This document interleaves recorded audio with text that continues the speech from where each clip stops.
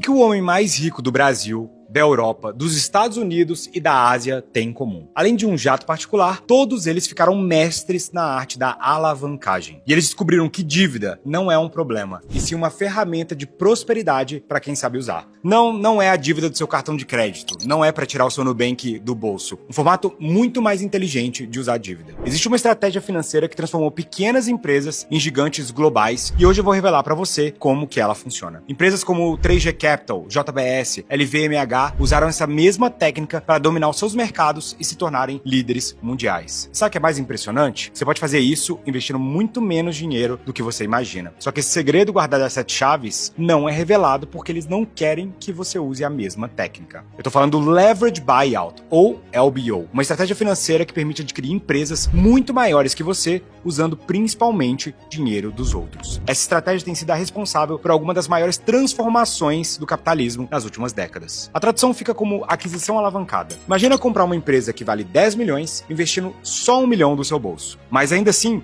ficar como controlador do negócio. Eu sei que parece impossível, mas é exatamente isso que os maiores bilionários do mundo fazem há décadas. A JBS é um ótimo exemplo de uma empresa brasileira que se tornou um sucesso global. De um pequeno açougue em Goiás, a maior produtora mundial de proteínas, presente em mais de 20 países e faturando 300 bilhões. Como? LBO. Em 2005, ela iniciou sua expansão internacional comprando a Swift na Argentina, com o BNDES fornecendo a maior parte do crédito. Um exemplo clássico de alavancagem. Entre 2007 e 2011, o BNDES investiu 8 bilhões em ações, permitindo grandes aquisições nos Estados Unidos e a compra da Bertin. Na última década, a JBS adquiriu 44 empresas globalmente, gerando um crescimento exponencial e um retorno de 300% ao BNDES até agosto de 2024. Fernando, mas tem corrupção. Eu sei, mas foca no tema do vídeo. O LBO funciona assim. Você identifica uma empresa lucrativa e estável, e aí você investe uma pequena parte do valor, de 10 a 30%, e financia o restante com empréstimo. Os ativos da própria empresa vão servir de garantia para o banco, e o fluxo de caixa é quem paga a dívida com o tempo. Eu vou te explicar. Imagina uma empresa que gera 1,5 milhão de lucro bruto à venda por 10 milhões de reais. Ou seja, um valuation de 6 vezes o lucro, o que é super comum. Você coloca 1 milhão do seu bolso, toma 9 milhões emprestados a 10% de juros ao ano, e usa os ativos da empresa como imóveis e a própria empresa como garantia. Depois da aquisição, o lucro bruto de 1,5 milhão, você vai ter que pagar 900 mil em juros, deixando 600 mil antes dos impostos. Você vai pagar aí 30% de imposto, você ainda vai ter um lucro líquido de 400 mil reais anuais. Será que isso é bom? Significa que você está obtendo 400 mil de lucro sobre um investimento de 1 milhão, um retorno de 40% ao ano. Compara com o retorno que você teria se você tivesse tirado os próprios 10 milhões do seu bolso. Esse retorno seria de apenas 10% ao ano. Só que a realidade é ainda melhor, porque se você for um bom operador, você vai constantemente aumentar o lucro da empresa, como eu vou te mostrar aqui mais pra frente no vídeo. O que torna o LBO uma estratégia tão poderosa são 3 efeitos de alavancagem que vão ocorrer ao mesmo tempo. Número 1, você vai ter a alavancagem financeira. Você compra um ativo muito maior com uma quantidade pequena de capital próprio. No exemplo que eu te mostrei agora, com 1 milhão de reais, você controla uma empresa de 10 milhões. Ou seja, seus ganhos e suas perdas agora são equivalentes ao total da empresa. Se essa empresa dobrar de tamanho, você agora tem uma empresa de 20 milhões de reais, mas a dívida que você contraiu continua em 1 milhão de reais. Número 2 é a alavancagem fiscal. Os juros sobre empréstimos são dedutíveis do imposto de renda, o que reduz a carga tributária. No nosso exemplo ali, antes da dívida, a empresa pagava imposto sobre o 1,5 milhão. Depois do LBO, agora ela vai pagar só sobre o lucro, só sobre os 600 mil. E a alavancagem é operacional. E aqui que está o grande segredo. Após a aquisição, a maioria das empresas implementa melhorias operacionais,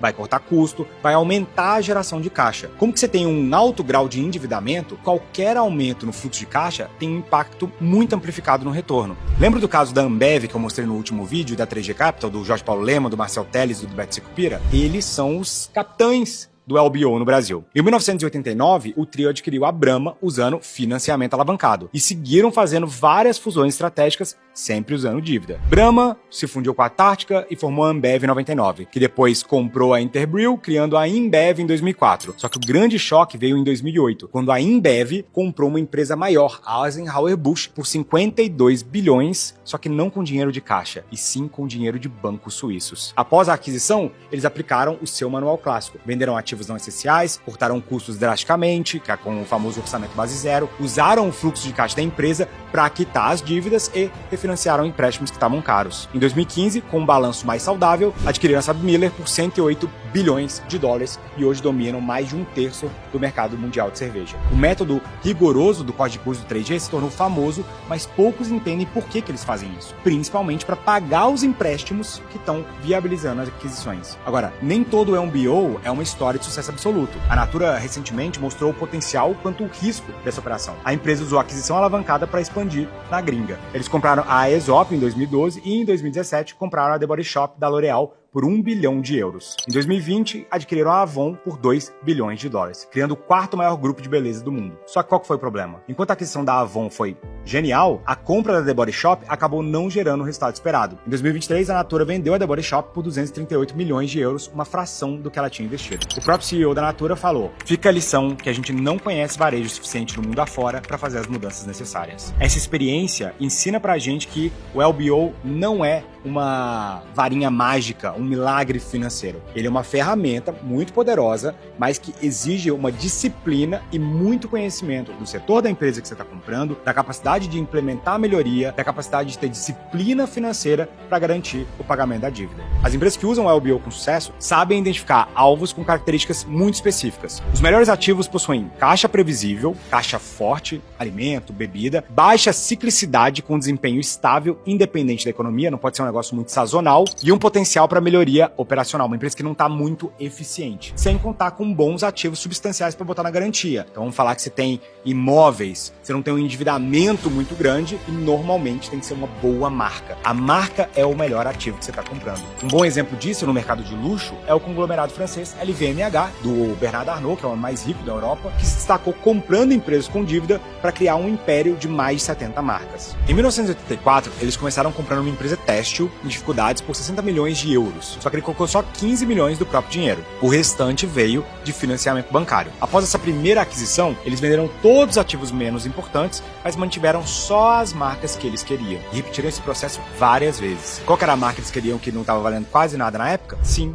a Dior. E hoje eles compraram de grandes casas de perfume a joalherias de prestígio. Hoje esse conglomerado vale mais de 500 bilhões de dólares, um crescimento espetacular, mas que começou com dívida bancária. E por falar em aquisições estratégicas, vou compartilhar o meu caso aqui onde a gente está na Stage. A Stage foi fundada pelo Grupo Primo, do Thiago Nigro, primo rico que você deve conhecer. E o objetivo dela era mostrar os principais bastidores das melhores campanhas de marketing. Só que em 2023, eles decidiram focar no setor financeiro com a Portfel e começaram a se desfazer dos ativos que não faziam sentido para o Grupo Primo, bem como uma boa estratégia de LBO. Foi quando a gente estruturou um modelo super interessante. A V4 adquiriu a Stage e eu, junto com a V4, nos tornamos coproprietários da empresa. A gente não seguiu o caminho clássico de um LBO com um empréstimo bancário gigantesco, mas a gente aplicou o mesmo princípio: pagar o valor que a gente pagou para o Grupo Primo com a própria geração de caixa da Stage. Logo quando eu assumi, eu reduzi o escopo de produto, a gente avaliou todos os funis de venda, desligamos tudo que não tinha ROI, não mantivemos ninguém que não estava dando resultado e o que aconteceu? A empresa ficou lucrativa logo no primeiro mês. E aos poucos, a gente está pagando o Grupo Primo o resto do nosso saldo devedor com o próprio caixa da empresa. Criamos também um mecanismo de alinhamento de interesses entre eu e a V4. Se a V4 fizer um IPO no futuro, eu posso vender as minhas ações para a V4, participando do IPO da V4 e botando dinheiro no bolso. Esse caso mostra que o princípio do LBO pode ser adaptado para diferentes realidades. O que muda é a sua criatividade. O que a gente fez aqui foi focar em uma estrutura societária que alinha o interesse, implementar uma otimização operacional logo no primeiro momento e garantir rentabilidade desde o primeiro dia, e aproveitando a sinergia entre a V4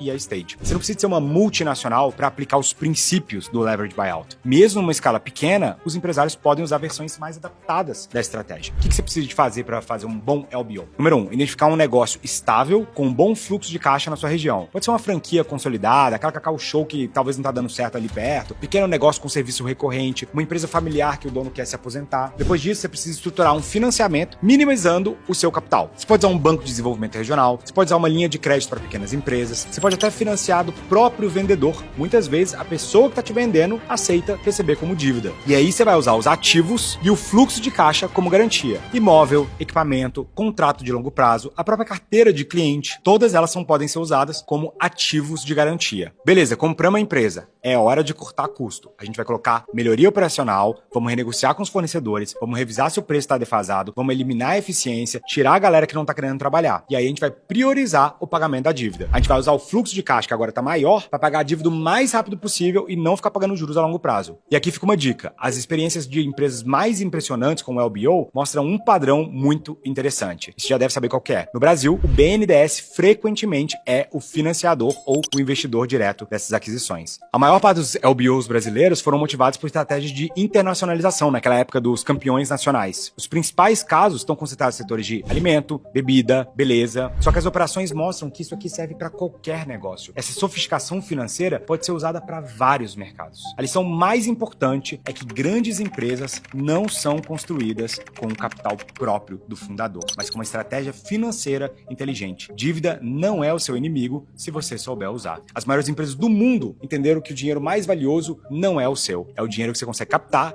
e fazer trabalhar para você, pagando-se bem com o próprio investimento. Eu tenho um amigo que falava o seguinte: se você deve 2 milhões de reais para o banco, você tem um problema. Mas se você deve 2 bilhões de reais para o banco tem um problema. Essa é a mentalidade que separa empresários comuns de verdadeiros construtores de império. Gostou dessa estratégia? Ela é só uma das várias formas de crescer uma empresa. E se você quiser conhecer todas as outras, eu preparei um curso que por apenas R$19,90 você pode dar seus primeiros passos no mundo de crescimento acelerado de empresas. Vou deixar o link aqui na descrição e eu te vejo na próxima aula.